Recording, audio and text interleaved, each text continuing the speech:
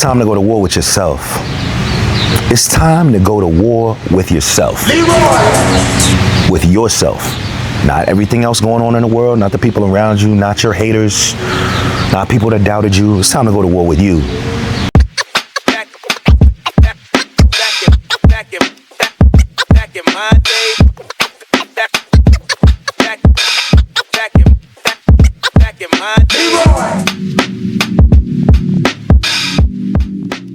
Now, to those who have already addressed what I'm getting ready to talk about, kindly tune in and get in those comments and share your stories on when you determined, when you woke up and said, all right, enough is enough. I've got to step it up for me.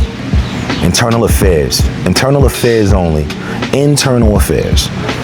Now, in a world right now where in general and for some time now, it's scroll culture. We scroll, we look at everybody else's stuff. Either makes you feel inferior or superior because I don't have it that bad. Or ha, look at them. I'm better than them today because they're going through this.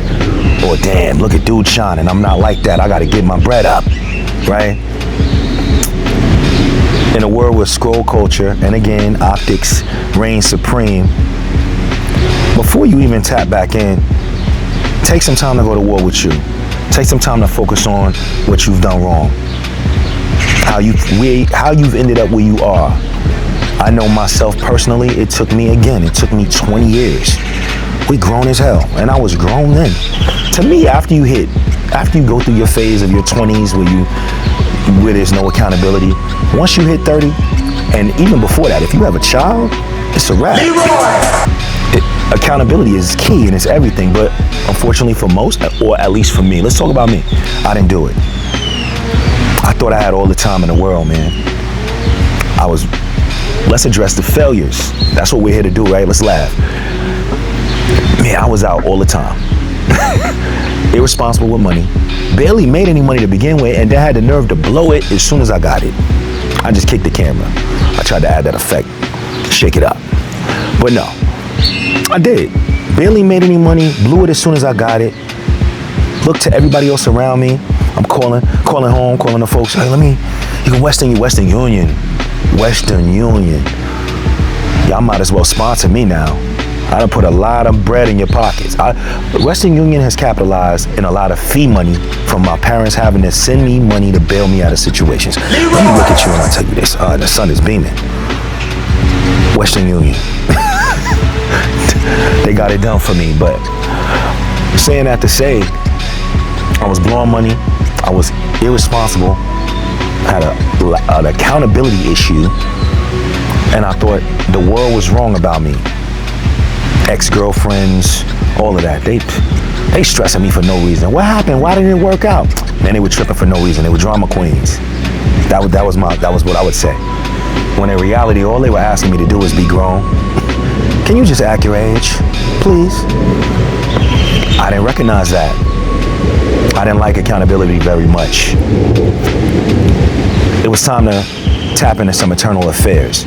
But until you that's why I said, if you haven't done this, everybody, your circle, the majority of your circle of your friends are typically people you've known for 20 years, 10 years or more. Let's just start there on average. But in that circle, you need to expand that circle. Start hanging in other places. Stop hanging at the lounge and hang out at the golf course. Get that older person's perspective, even older than you. If you're 40, your mentor needs to be 50. You need a mentor that's 50, you need a mentor that's 60. Because each one has even more to add to the discussion of where your journey is going to end up and how you need to navigate. Saying that to say, I had a mentor that told me I was running around, I'm dating a bunch of girls, even at the job. You can get walked out for that. I didn't care. It's my first, God threw a blessing in my direction. This job, I'm so grateful. And I get in the door and I'm back at it again. Doing stupid stuff, foolish things that I did in my 20s. And here it is, I'm teetering around 40 at the time. I'm 35. And I'm still moving the same way. So basically one day, hey, good morning. One day, my mentor pulled me aside and pulled me in a conference room. I was fortunate enough for my people leader, my manager, to be one of my mentors, one of my key mentors. He looked at me like as a son. So, as you know, in those scenarios, if you've been in, someone's looked at you like, as a son, and they, you see them as a mom at work, or you see them as a dad at work dad, work mom. Those relationships are a lot more direct. They're a lot more honest with you. They don't play, they don't waste time, they don't mince words, because they see greater things in you. And that's what he did for me. He allowed me to rock and live on for about 2 years. He would make comments, pull me aside, little pep talks. But this one time in particular, I was running around and kind of my dating life and foolishness kind of trickled over into the workplace to where I could have got walked out, quite honestly. Had two people arguing over a situation, and even though I was honest, just because you're honest with somebody, well, I told them, they chose, you still put yourself in that situation. And he pulled me aside, and this was the moment to change my life, honestly. Salute to you, G. He was like, I've given you nuggets of game for the past couple of years, consistently. You haven't been receptive. You haven't caught on. So here's what I'm gonna need you to do, or I'm gonna walk you out of here. Leroy! Not because you're not doing your job, because you're not the best version of yourself. You're not being the best version of yourself, and that's what I have you here for, to be the best version of you. And being your best version of you doesn't mean being the best version of what they want you to be here at work. It's being the best version of you for you. Internal affairs only. Start with internal affairs for yourself. Inside, you start with yourself. You're not working on yourself. You're not doing the proper work. You're playing around with your blessings, and I can't sit here and watch it. So here's what I'm gonna tell you I need you to do. First and foremost, I need you to sit still. Sit down for the next 6 months. 6 months? That's crazy. Now, at the time he told me, it's like November. So, okay, winter time. At the time, I normally get low anyway, around the holidays. Wasn't in a committed relationship. So around the holidays, if you're single, if you know, you stay away from those obligations. Christmas gifts, even November, you meet somebody, what do they do? Invite you over for Thanksgiving. Leroy! Now it's a table of interrogations, a table of interrogators. I'm not doing that. Then, after Christmas, then it's New Year. Bring your New Year, and it's typically with the families, and the families can see through the BS. So I try to stay away from that. And then Valentine's Day. So I normally lay low till mid-February anyway, but I'm thinking spring. We're talking November, December, January, February, March, April. And I'm like, okay, I can do this. But what do you mean? So he goes into it, and he tells me why. He says, I need you to sit still for 6 months. I need you to not engage. I need you to not connect with all those side connections that you have going on that distract you from the fact that you aren't targeting and tackling the things on your to-do list, your to-do list of life. All of the distractions, the female that you're able to call when you come home, that's gonna come and drink with you and hang with you. The homeboys that you're gonna call and it's gonna go out and party with you. I need you not to entertain those phone calls at all. I need you to make a call to everybody that's in your rotation and tell them that you're going away for a while. Tell them you're working on a project or you're doing something for the family. Tell them it's family, matter of fact. People don't question much when it comes to family. They tend to understand. And he said, send everybody to voicemail. I need you to block numbers of people that you're the most vulnerable around those situations. You know what I mean. The ones that got you they got it like that. So I tried it. Now, and what I did to get around that, you have to replace your vice, and your vice is attention. For most of us, our vice is actually distraction. And then the other vices come in, the drinking, the this, the that. But a real heavy vice that I find that people don't really acknowledge is distraction. We enjoy being distracted because we never have to address what's going on inside of us or directly in front of us or directly around us. So what I had to do was eliminate the distraction. So it was getting in the gym. Put yourself, he gave me the blueprint. Put yourself on the schedule from the time you wake up to the time you go to bed. You need to have an alarm on your phone and it tells you what to do now. Leave no room, don't leave a minute of time free for you to break away and fall back in line of the foolishness, and the areas that you were moving in the last time. So what I did was I planned my day top to bottom. You work out, I ate, You get dressed at this time, I go to work at this time. Even my work schedule, your work day, I work to this time, my breaks at this time, I eat this. So I bring my own lunch, which saved me a lot of money. But everything had to be disciplined. Everything had to be calculated from top to bottom to break out of the matrix, break out of the program that you, quite honestly, the world didn't do it to you. You programmed yourself. Exactly where you are and the foolishness and the nonsense, that's involved in how you're moving. You built that kingdom for yourself. That's your comfort. Those are your pillows. You lay on that, you comfortable. You fall asleep easy on that. What's time to make it uncomfortable? Let's take the pillows off the bed. Literally. So, even down to what you eat. I come home, I work out again. I read. I study this. I draw pictures. At the time, I was doing some recording. I'd record. Now back then, those who know me, I recorded the album called Supreme at the time. Some indie stuff. It was cool. Nothing major for the world, but it was major to the people that always supported my stuff. That was all. Whether you have 1 million listeners, whether you have one, if that person appreciates and it connects to that one person, then that's what God gave you the blessing to do. So, but at the time, because I was so disciplined in how I worked, how I functioned, I actually used that album. I said it was not an album to come out. It was actually a project that I did to talk about the steps that I was taking. So it was like my therapy. So I do my therapy recording session, work out, go to bed. And every day that's what I do. Nobody came around. I was by myself. I heard myself clear. Heard myself. Heard my heart. My heart had time to connect to the mind. Didn't have all the cloudy stuff that your eyes bring when you look outward and don't look inside. So all I have to say, the 6 months went by. After I came out of that 6 months, constant meditation, constant prayer, consistently, real discipline, really put myself on a timeout. When I came out of that timeout, I was able to honestly see clearly. I saw a lot of things clear. But it wasn't until I had to go to war with myself. I went to war.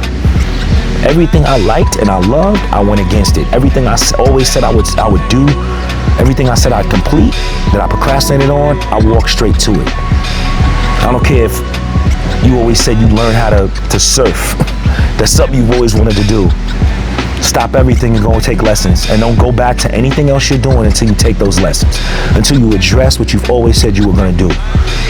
If you always said you wanted to travel to Australia or travel to Africa to take photographs, that's something that's always been on your bucket list to do. Go to the bucket list, run to that. Because though it may seem like something leisure and something small, it's something that your mind remembers. It's something that your soul, your spirit remembers. It's something that the universe heard and knows that it's still unaddressed. It still wasn't addressed.